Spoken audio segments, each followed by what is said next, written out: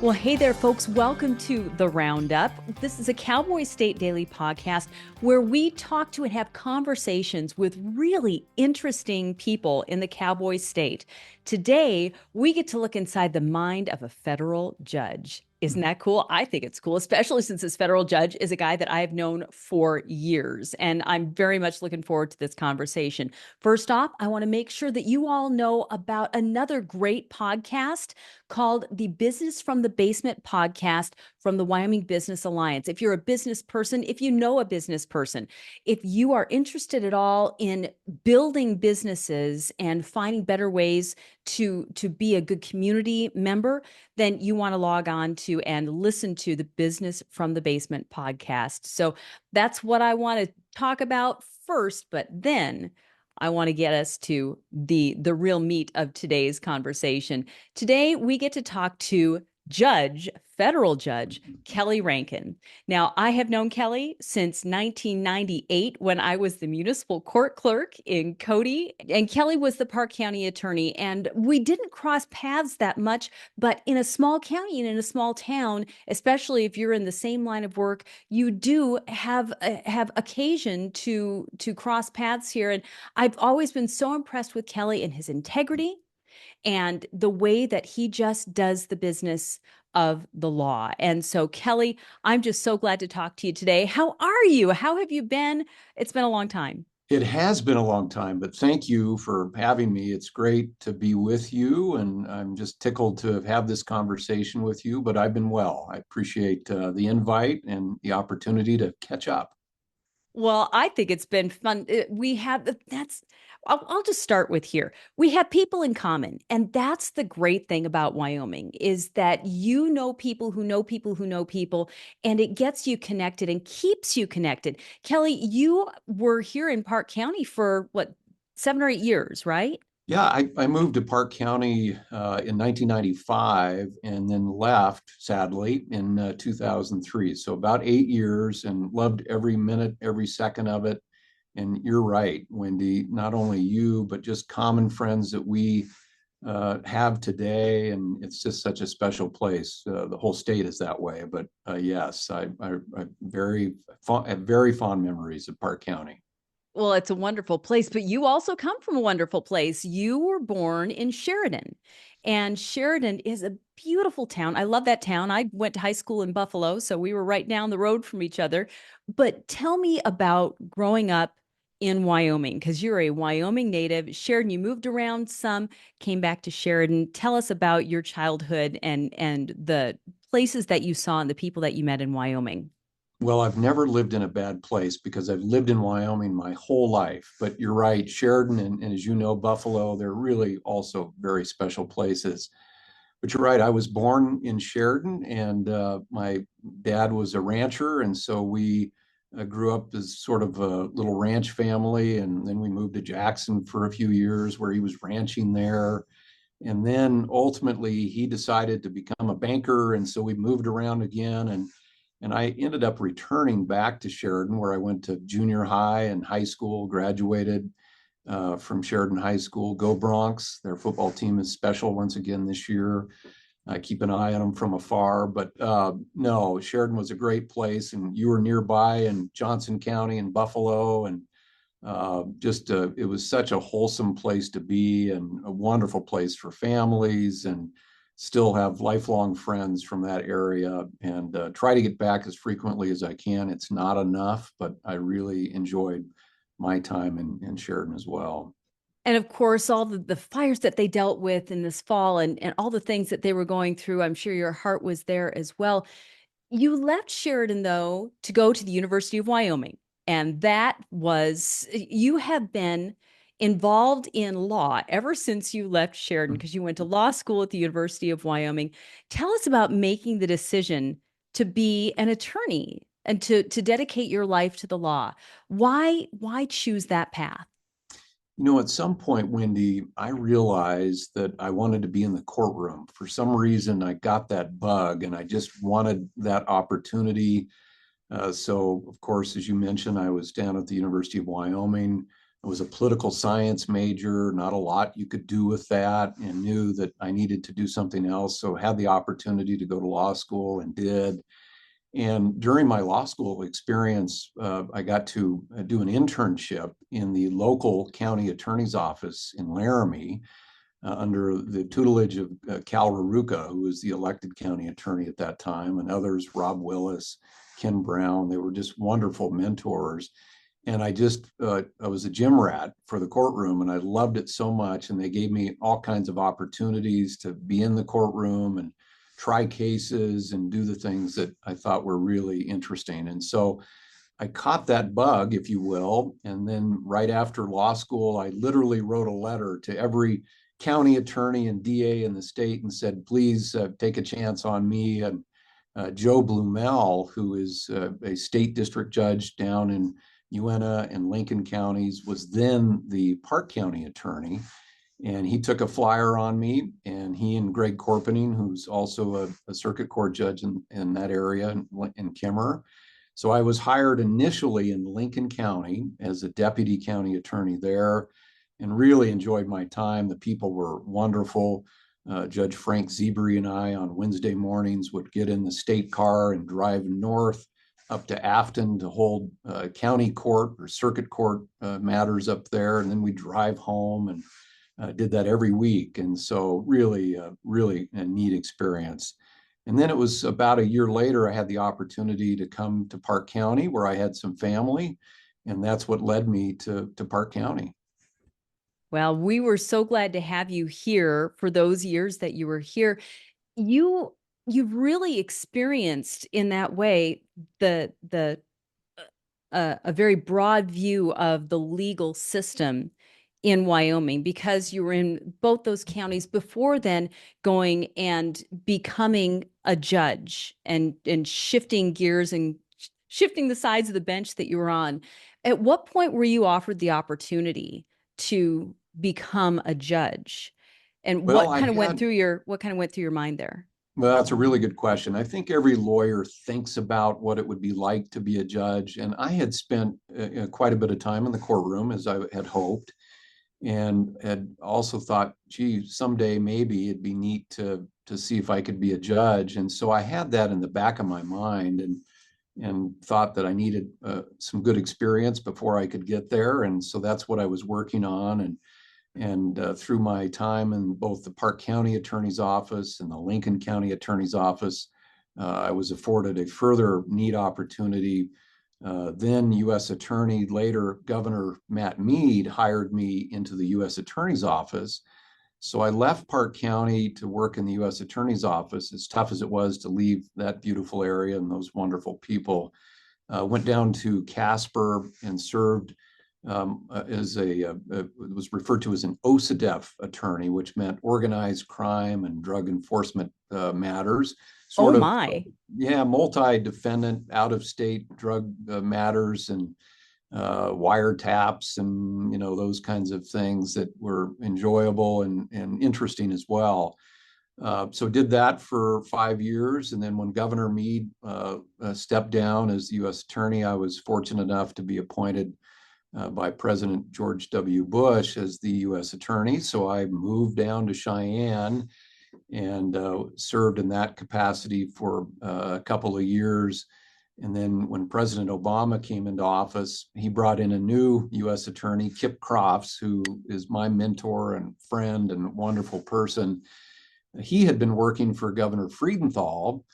And sorry, this is sort of a long story, but he had been working for Governor Freudenthal as counsel to the governor.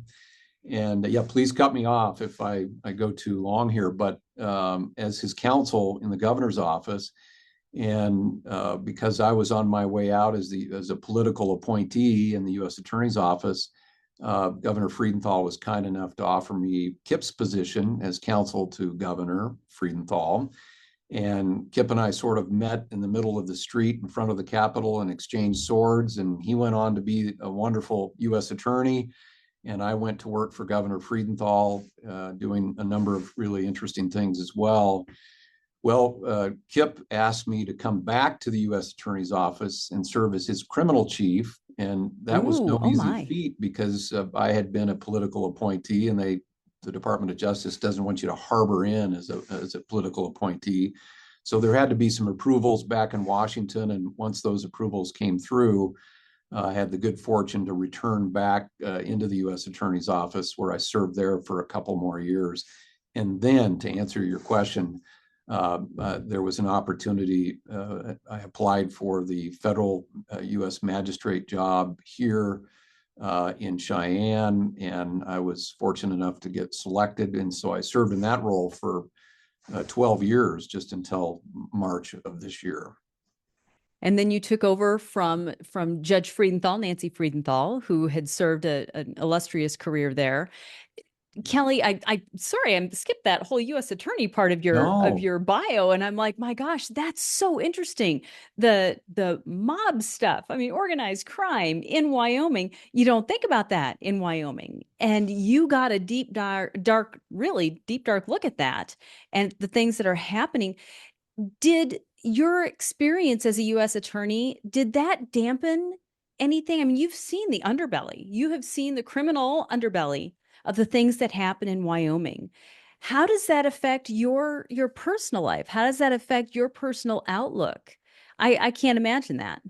yeah, it's a really good question. I mean, because of the type of career I've had, much of it around criminal cases, criminal matters. I mean, we had some really tough cases in Park County when I was there, kind of an unprecedented string of homicides we had to contend with there, which was really out of the norm. But thankfully, we all got through that, and the community healed and moved on from those really awful cases. I do remember those, yes. Yeah, and so, but also, the role that I had in the U.S. Attorney's Office, you see unfortunate cases, kind of the worst of the worst in many situations. But I learned long ago that you've really got to separate your work from, once I leave the office, I think I've done a decent job of sort of separating all of that stuff. But it's important. I mean, there are victims that you need to help. The community relies on prosecutors and law enforcement to keep us all safe. And so that in my role, I felt like that was really something that deserved all of my time and attention and effort. And I was able to kind of separate the challenging components of it. But I very much enjoyed it. And the people, once again, the people I got to work with and associate with, not only the law enforcement folks, but the attorneys on both sides, prosecutors, defense attorneys, when I was a prosecutor, were really enjoyable, professional, hardworking people, all trying to do their jobs. And, it made me a better lawyer and hopefully ultimately a better judge as well. So tell me about what you've seen in your 30 years in the judicial system, whether it be as an attorney or as a judge. How have you seen the cases change, or have you seen the types of cases change from when you were a young, fresh out of college deputy attorney in Lincoln County to now? I mean, because obviously the breadth and the scope of your cases have changed dramatically. But what have you seen as far as those changes, Kelly? Yeah, that's a really good question, Wendy. At the core of all of that, and 30 years sounds like I'm older than water, but I'll take it. It just means I'm experienced, right? Absolutely. That's Uh, exactly right. Yes. yeah, right. But no, it's at the heart of all of this, as I said earlier, really good, hardworking people, lawyers that I've had the good fortune of having as in my role as a judge, but again, as in my role as a prosecutor and other capacities. And Wyoming lawyers in particular are really remarkable people. And I've practiced and sat in other districts and other states around the country. And I'm just so proud to be a Wyoming lawyer.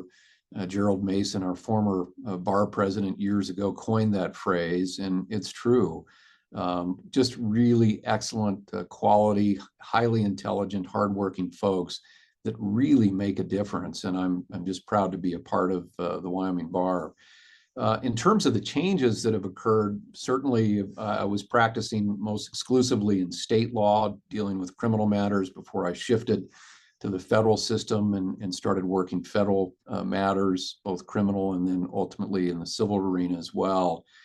And, there certainly are trends that come and go in terms of the criminal side.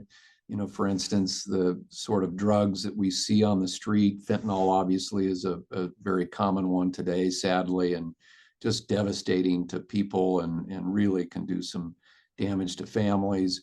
Methamphetamine has been common throughout my career, and I think unfortunately methamphetamine sort of remains king. We see meth cases frequently in federal court, sadly.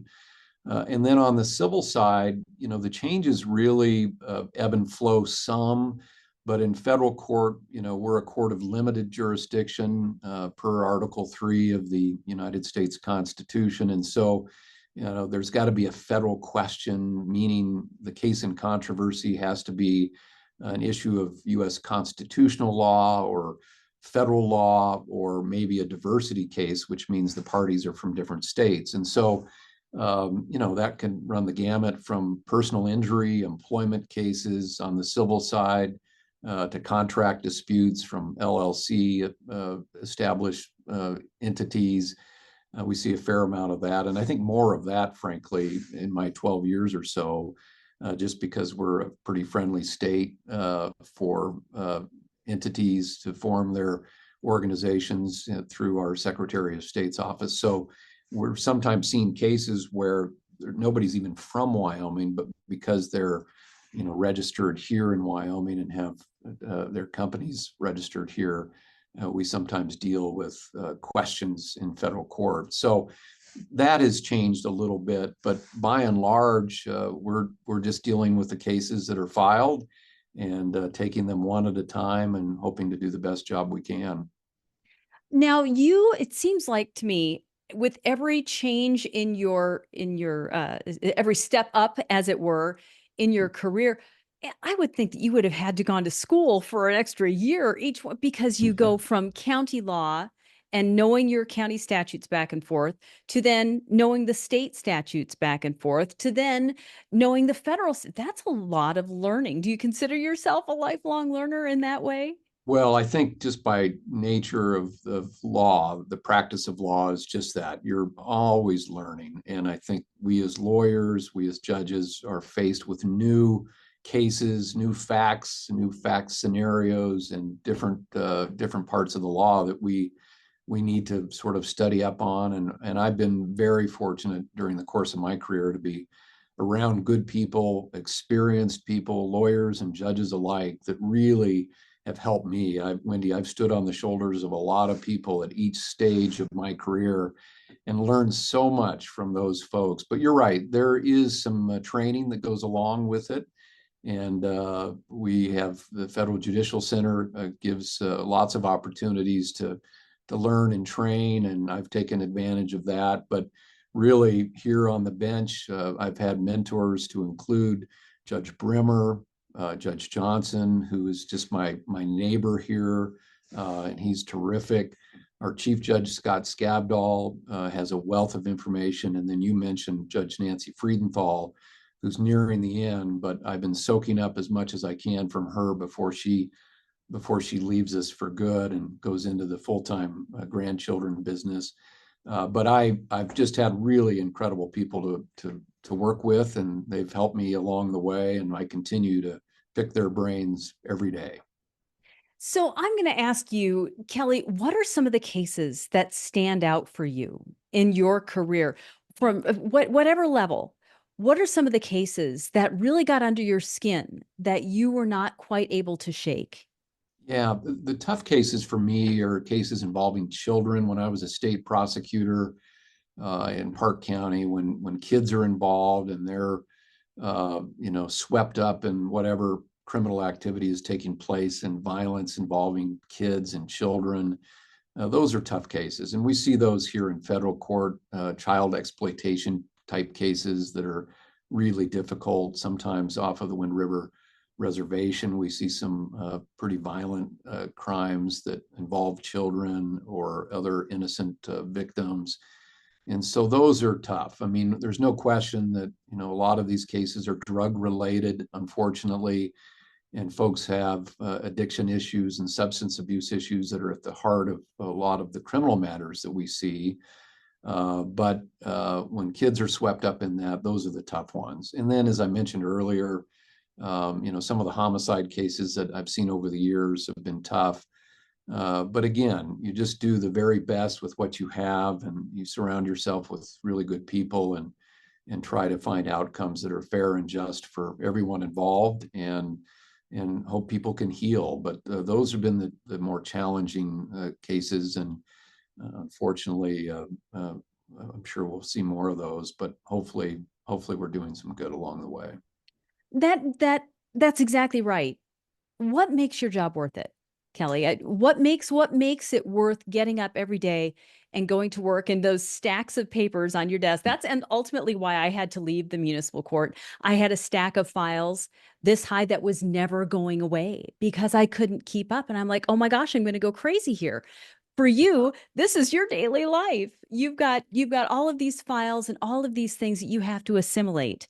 Tell me what makes it worth doing every day. Well, I love the work I've done. All the jobs I've had, I say often, I've never had a bad job, and every job has been different and unique. But in today's role that I am serving in now, every case is different. Every case is important. No matter, some people call them small cases or big cases, and some are certainly more complex and more time consuming, and that sort of thing. But every case is important to every litigant that files a case here in our court, in the district court for the District of Wyoming. And we give it the attention it needs. And I hope that with myself and the wonderful staff I have that work here, that together we're doing the right thing. My biggest fear is making sure that we don't mess up and that we get it right. And sometimes they're very close cases, close calls. But you take them one at a time. Each case is unique. Each case is, as I said, interesting. And we learn about people, and we learn about the law along the way. And we just do our very best. And I love it. I enjoy each case, and I enjoy people. Somebody once said that paper is a poor substitute for people. And really, I enjoy, the interaction with people in the courtroom. As a magistrate judge, I love to mediate cases where I got to meet the parties and sort of afford them their day in court. I'm not mediating cases as frequently now in my new role, but I still enjoy seeing people in the courtroom and getting acquainted with their issues and their concerns, and we try to sort it out and do right under the law as best we can. You talk about the people. We have several people in common, but you and I, before we got on started recording here, we were talking about Cowboy State Daily's editor, but our executive editor, Jimmy Orr. And Kelly, you knew Jimmy back when. I want you to tell me the Jimmy Orr story, because you worked in radio for a little while, which I just think is fascinating. I did, and it was such a fun arena. I really enjoyed. I got to do some sports broadcasting and some DJ work and spin the oldies, and that was from Sheridan to Jackson to Laramie.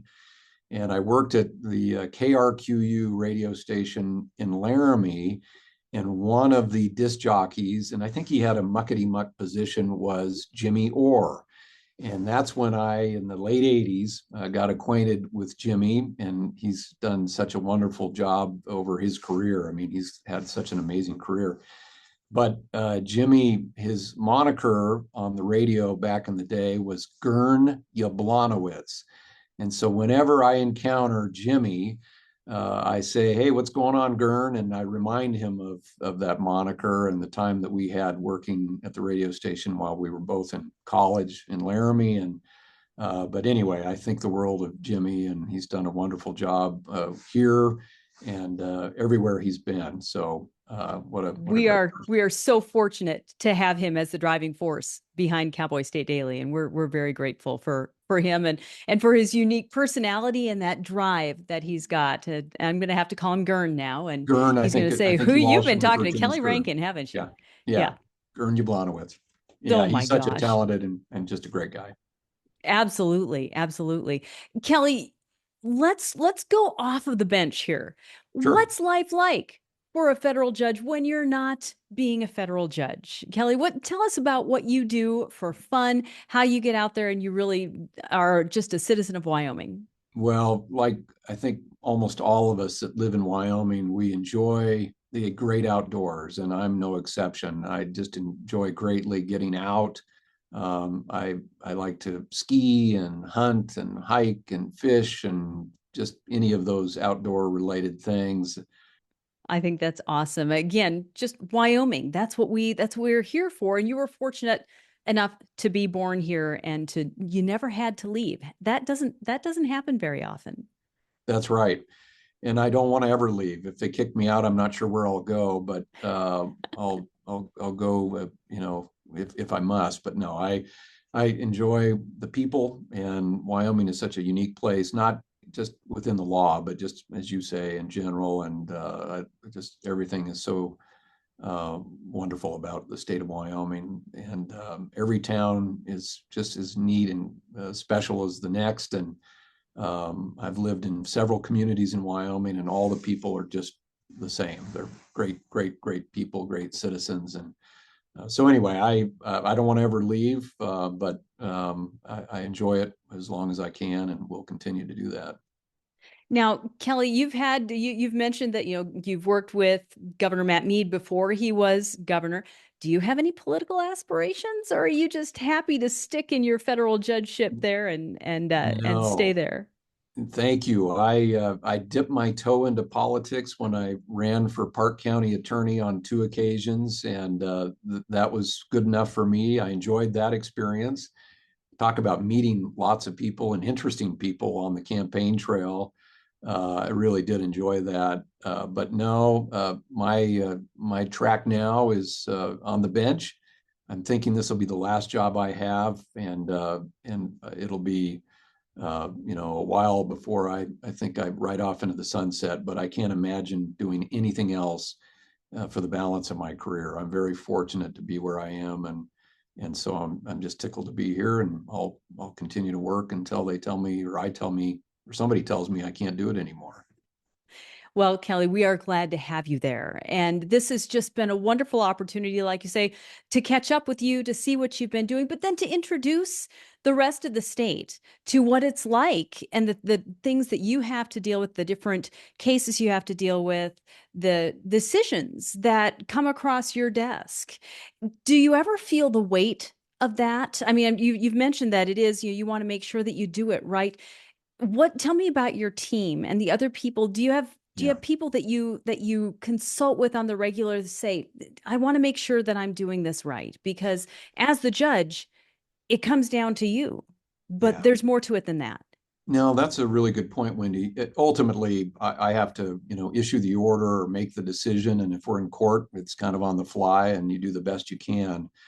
But as I say, I'm surrounded by a great team. I've got wonderful, very bright law clerks that work with me, the clerk's office, the probation office, the federal public defenders, the CJA attorneys that work in our court every day.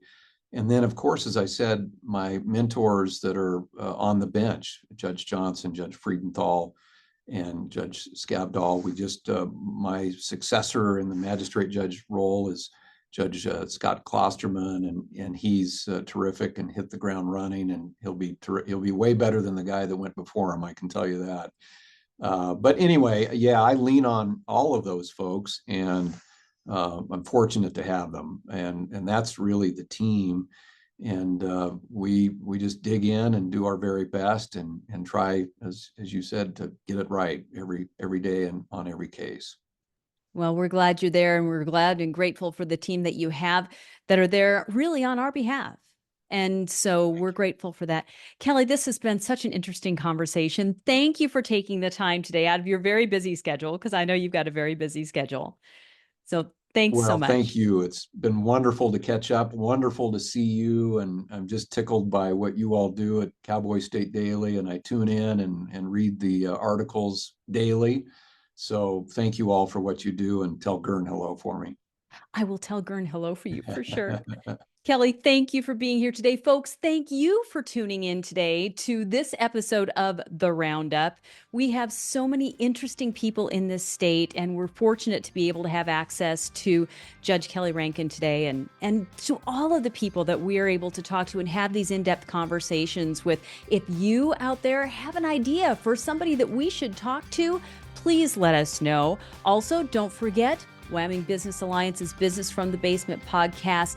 Check them out and build your Wyoming business. Have a great week, folks. Thanks for tuning in. Thanks, Kelly. Thank you, Wendy.